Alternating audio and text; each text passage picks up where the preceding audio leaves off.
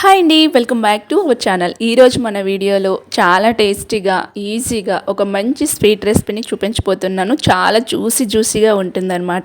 ఇదేనండి కాకినాడ స్పెషల్ గొట్టం కాజా. చాలా బాగుంటుంది. మరి ఈ జ్యూసీ కాజాని ఎప్పుడెప్పుడు ట్రై చేయాలనుకుంటున్నారు కదా, వెంటనే ట్రై చేసేయండి. మరెందుకు ఆలస్యం, ముందుగా అయితే ఒక వెడల్పాటు ప్లేట్ని తీసుకోండి. ఇందులోకి 2 కప్పుల వరకు మైదా పిండి వేసుకోవాలి. గొట్టం కాజాని కాకినాడ స్పెషల్. ఈ గొట్టం కాజాని మైదా పిండితో మాత్రమే చేస్తారనమాట. చిటికెడు సాల్ట్ వేసుకోవాలి.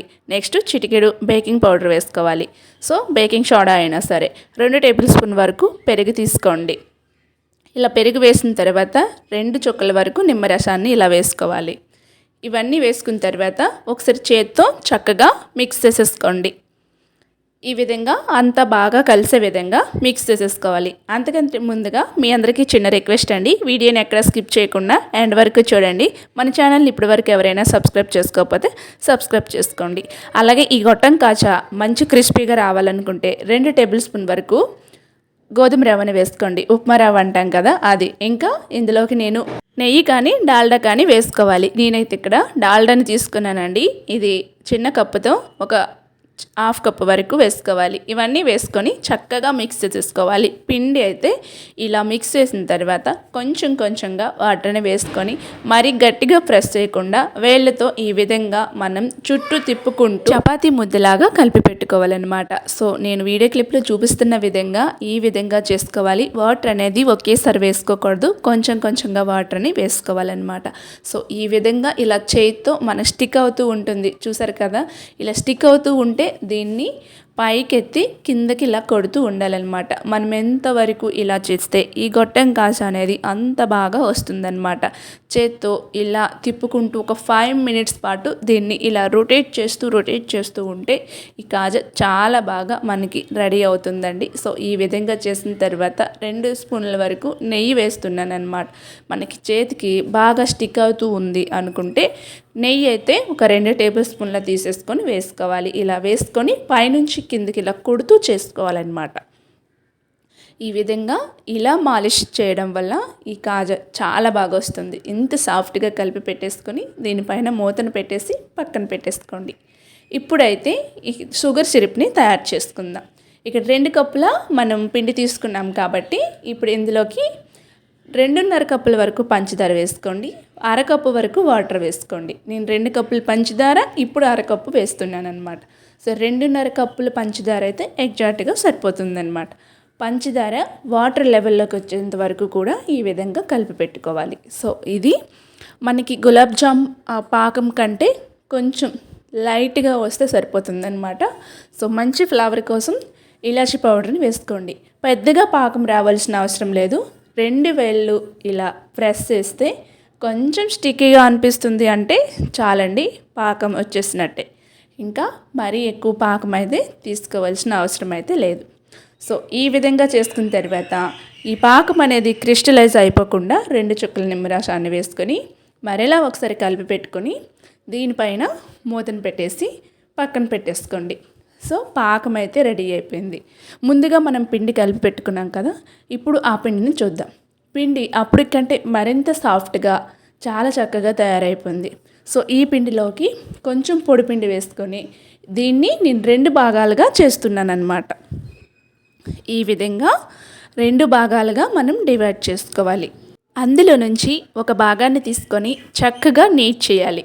ఈ విధంగా నీట్ చేసిన తర్వాత ఒక కటింగ్ బోర్డు ఉంటుంది, దీనిపైన తీసుకొని కొంచెం పొడిపిండి వేసుకొని ఇలా నేను వీడియో క్లిప్లో చూపిస్తున్న విధంగా మనం తీసుకునే పిండి ముద్దని ఇలా పొడవుగా లాగేటట్టు చేయాలి.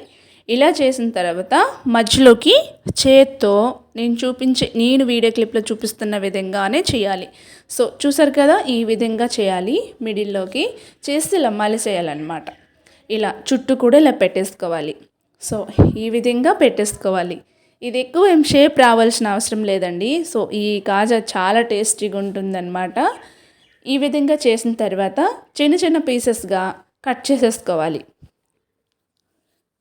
పొడవుగా కావాలంటే పొడవుగా, కొంచెం చిన్న సైజులో కావాలంటే చిన్న సైజుగా దీన్ని కట్ చేసేసుకోవాలి. ఇవి ఆయిల్లో వేసిన తర్వాత మరింత పొడవుగా అవుతాయి కాబట్టి నేను వీడియో క్లిప్లో చూపిస్తున్న విధంగా ఇలా కట్ చేసేసుకుంటే సరిపోతుందన్నమాట. ఇలా చేసిన వాటిని చేతితో లైట్గా ఇలా ప్రెస్ చేయాలి. లేదు అనుకుంటే చపాతీ కర్ర తీసుకుని చపాతీ కర్రతో నేను వీడియో క్లిప్లో చూపిస్తున్న విధంగా లైట్గా పైనుంచి ఇలా ప్రెస్ చేయాలి. జస్ట్ ఇంతే, ఇలా ప్రెస్ చేస్తే సరిపోతుంది. సో అన్నింటినీ కూడా ఇదే విధంగా ప్రెస్ చేసేసుకొని రెడీ చేసుకోవాలి. ఇప్పుడు డీప్ ఫ్రైకి సరిపడే ఆయిల్ని పెట్టేసుకొని ఆయిల్ లైట్గా హీట్ అయిన తర్వాత ఇప్పుడు ముందుగా మనం కాజాల్లో ప్రిపేర్ చేసుకున్న వాటిని ఒకటి తర్వాత ఒకటి ఈ విధంగా వేసుకోవాలి. సో ఇలా వేసుకున్న తర్వాత వాటంతట అవే పైకి తేలుతాయి అన్నమాట. స్టవ్ని లో ఫ్లేమ్లో పెట్టుకొని మాత్రమే దీన్ని వేయించుకోవాలి. స్టవ్ని హై ఫ్లేమ్లో పెట్టుకున్నామంటే కాజా లోపల వరకు చక్కగా కుక్ అవ్వదన్నమాట. సో స్టవ్ని స్టార్టింగ్లో లో ఫ్లేమ్లో పెట్టేసుకొని వేయించుకోవాలి. ఇవి లైట్ బంగారు రంగులోకి వచ్చిన తర్వాత వీటిని ఒక పేపర్ ఉన్న ప్లేట్లోకి తీసేసుకోవాలి.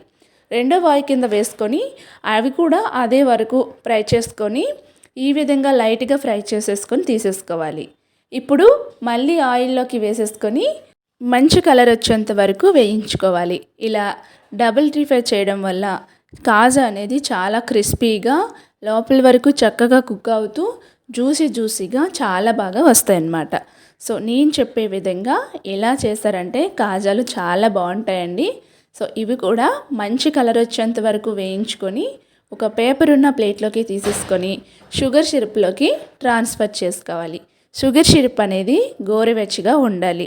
ఒకవేళ కంప్లీట్గా చల్లారిపోయింది అనుకుంటే కొంచెం వెయిట్ చేసుకోవాలి. అన్నింటినీ కూడా ఈ విధంగా ఫ్రై చేసేసుకొని షుగర్ సిరప్లోకి ట్రాన్స్ఫర్ చేసుకోవాలి.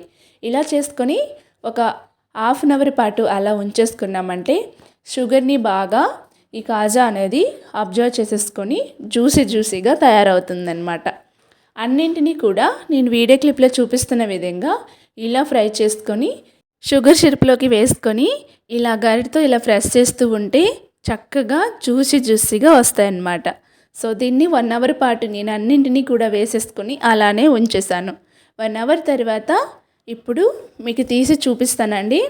చాలా చక్కగా వచ్చాయన్నమాట. మంచి జ్యూసీగా కాకినాడ కాజా అంటే ఇలా ఉండాలి అనిపించే విధంగా వచ్చాయన్నమాట. చాలా బాగుంది ఫ్రెండ్స్. తప్పకుండా మీరు ట్రై చేయండి. మీకు కూడా చాలా బాగా నచ్చుతుంది. చాలా పర్ఫెక్ట్గా వస్తుందన్నమాట. మరి ఈ జ్యూసీ కాజా మీకు కనుక నచ్చినట్లయితే నా వీడియోని లైక్ చేసి షేర్ చేసి సబ్స్క్రైబ్ చేసుకోవడం మర్చిపోవద్దు. అలాగే వీడియోకి ఒక హైప్ ఇవ్వండి. Thank you.